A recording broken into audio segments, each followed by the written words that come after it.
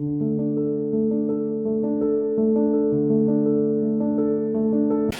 Sir, உங்களை அறிமுகப்படுத்திக்கோங்க. என் பேர் பழனிசாமி. நான் ஸ்டேட் பேங்க்கில் 40 வருஷமாக சீனியர் மேனேஜராக இருந்து ரிட்டையர்ட் ஆகிட்டேன்.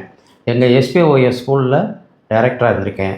எங்கள் ஸ்டேட் பேங்க் ஆஃபீஸர்ஸ் வந்து செக்ரட்டரியாக இருக்கேன். இப்போ கவுன்சிலிங் சைக்காதெரப்பியில் படிச்சுக்கிட்டு இருக்கேன். டிப்ளமோ இன் 1 இயர் கோர்ஸ் படிச்சுக்கிட்டு இருக்கேன். Okay sir. ஸோ சிகாப்ல PG diploma in counselling and psychotherapy எதுக்காண்டி செய்வீங்க சார்? மனித உளவியலை பற்றி தெரிஞ்சுக்கணும்னு எனக்கு ரொம்ப நாள் ஆசை. யூனிவர்சிட்டி போயிட்டு வரும்போது அந்த போர்டை பார்த்துட்டு உள்ளே போய் பார்த்தேன். அந்த மேடம் இருந்தாங்க, அட்மின் இருந்தாங்க.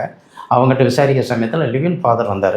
அவர்கிட்ட வந்து எல்லா விவரம் கேட்டேன். நான் வந்து என்னுடைய ஏஜ் மற்றதெல்லாம் கேட்டேன்.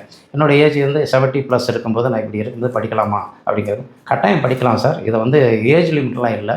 நீங்கள் எந்த வயசில் வரலாம் மாட்டேன், ஈவன் இதுக்கு பிறகு கூட நீங்கள் அதை எத்தனை வயசில் படிச்சுக்கலாம். அதனால் இது படிக்கிறது நல்லது, உங்கள் வாழ்க்கையில் வந்து வாழ்வியலை பற்றி தெரிஞ்சுக்கிறதுக்கு ரொம்ப முக்கியமான இருக்கும் அப்படின்னு சொன்னார்.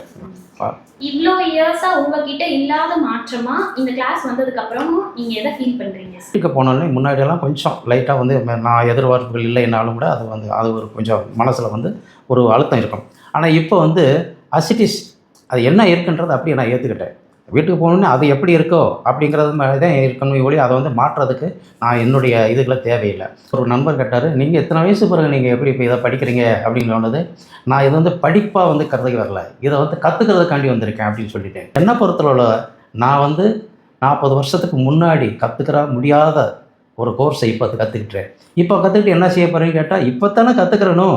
ஏன்னா அப்போக்கு எனக்கு அதிகாரம் இருந்துச்சு. பேங்கில் ஒர்க் பண்ணும்போது எல்லா வசதி வாய்ப்பு இருந்துச்சு. அப்போ அந்த வசதி வாய்ப்புகள் இல்லை. இப்போ இருக்க அந்த வசதி வாய்ப்பு இல்லாத சூழ்நிலையில் நான் எப்படி வாழணும் அப்படிங்கிறத கற்றுக்கிறது முக்கியமானது. இது வந்து வயசு வித்தியாசம் இல்லாமல் எல்லோரும் வந்து 60 வயசு 70 வயசு 80 வயசு ஒர்க் பண்ணுறவங்க, டீச்சர்ஸ் எல்லாருமே வந்து இதை கற்றுக்கிட்டோம்னா அவங்களுடைய தொழிலையும் அவங்களுடைய வாழ்வியலையும் சிறப்பாக அமைச்சிக்கிற முடியும். Okay sir, thank you sir.